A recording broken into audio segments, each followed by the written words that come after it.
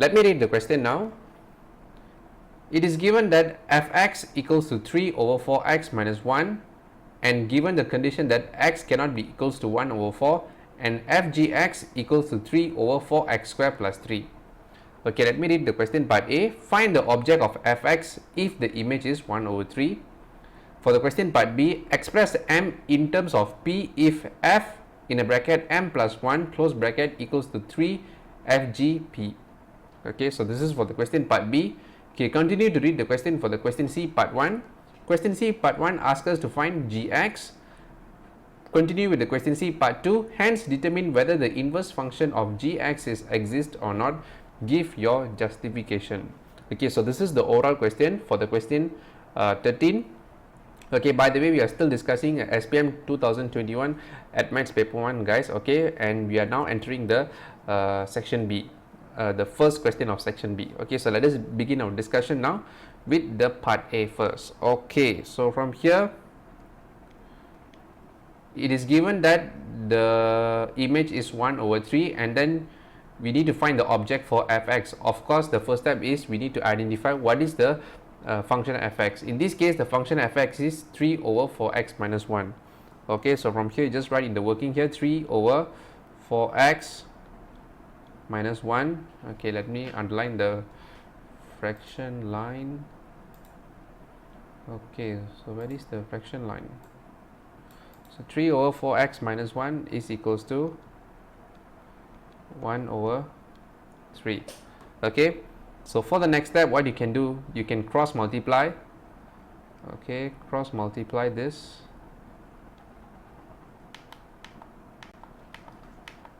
Okay.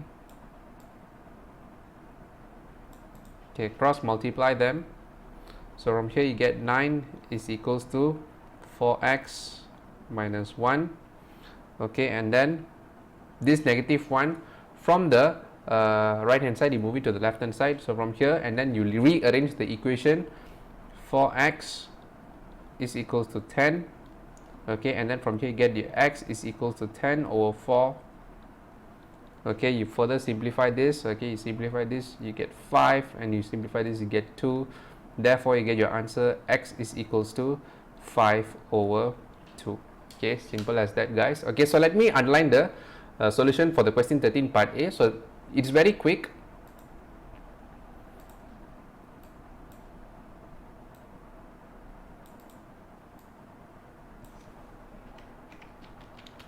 Okay, so we are done with the question 13 part A. So let us proceed our discussion for the question 13 part B. Okay, so from here, let us begin our discussion. So the question already gives us the equation. So we need to form, based on this equation, we need to form m in terms of p. Okay, so let us write it down as given by the question. F in a bracket m plus 1 is equals to 3. Okay, times with fgp, fg in a bracket p. So in this case, fgp is a composite function. Okay, so from here we know that the function fx is equal to 3 over 4x minus 1. So since over the left hand side you have m plus 1, so this m plus 1 will be mapped in the function f. Okay, so from here it will be 3 over 4 in a bracket m plus 1 close bracket minus 1. Okay, so let me underline the fraction.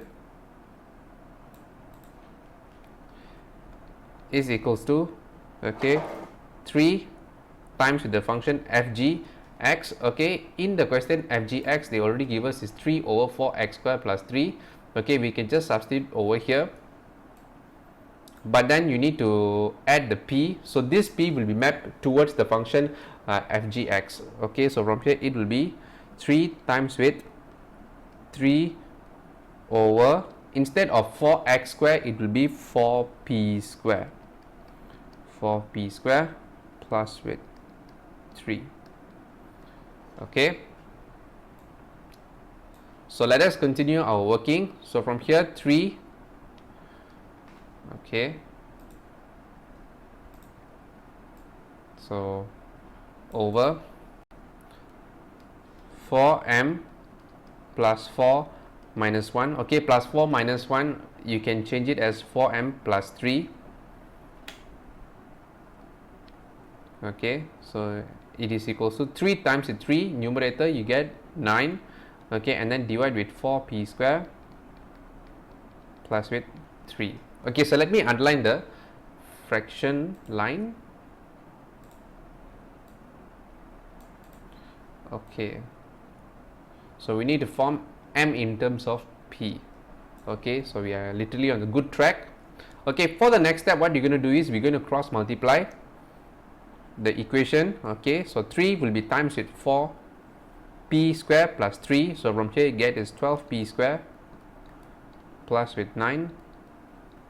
Okay, and then equals to 9, you times with 4m plus 3. Okay, so from here in this case it will be 36m plus with 27. Okay. So since you are forming an equation of m in terms of n, so from here you group the m at the left hand side and p at the right hand side. Did I say m in terms of n? It is m in terms of p. Okay. So from here 36m is equals to 12p square plus 9 minus 27. Okay. So from here 36m is equals to 12p square. So from here you get 18, 12p square minus 18. So from here you get your m is equals to 12p square minus 18, and then you divide with 36 over here. Okay.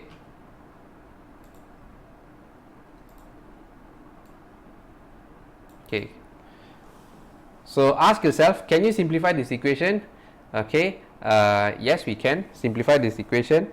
So from here we can try to divide the whole equation by 6. Okay. So from here you factor out 6. So from here you get is 2p square minus 3 over 6.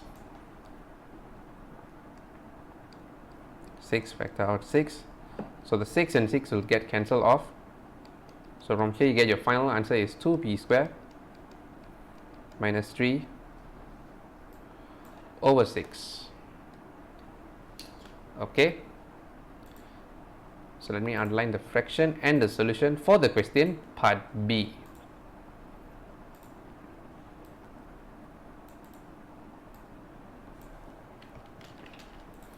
Okay, so we are done with the question part B. Okay, let us proceed to our discussion for the question part C. Okay, for the question part C, you need to take a look at the question carefully, guys. Okay, so in the question they gave us fx and they already gave us fgx. Now we have a problem. We need to find the inside function, which is the gx. So how are you going to find this gx in this case? Okay, so from here to find the gx, okay, so I'm going to teach you how to deal with this type of question. Actually I've solved this type of question, the inside and outside function. Okay, you can check at my YouTube videos, all my videos, they have solved this, but don't worry, I will explain to you again.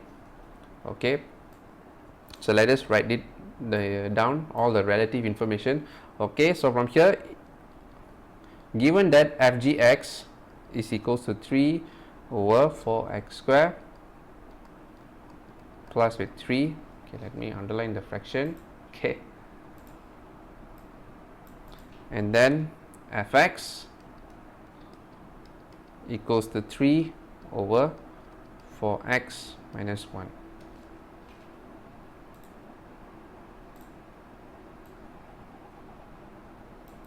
Okay, so in this case they gave you the outside function and now you are required to find the inside function. Okay, so how are you going to find it? So it's a very simple step, so please stay with me, guys. Okay, so now what you're going to do is we're going to substitute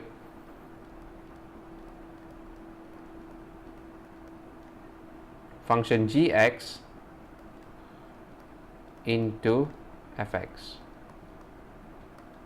That means this gx we're going to substitute over here, and then we're going to be equal it to 3 over 4x square plus 3. Okay, still don't understand? Okay, let me show you again. So it will be 3 over 4 in a bracket gx minus 1, and then equals to 3 over 4 x square plus with 3. Okay. So you underline it, the fraction line. Okay. So through the comparison, as you can see, the numerator are same for the both sides, so you can literally neglect them, or if you wish to cross multiply also, at the end you're still going to divide the both equation by 3 as well. So the numerators, since they are same, you can just neglect them, so you only left with 4 gx minus 1 is equals to 4 x square plus with 3. Okay, so from here 4 gx will be equals to 4x square plus with 4. So how you get the 4? The negative 1 from the left hand side, you move it over to the right hand side. So from here, that's how you get 4x square plus with 4. Okay, 4gx is equals to 4x square plus 4. So how to find gx? You divide the whole equation by 4.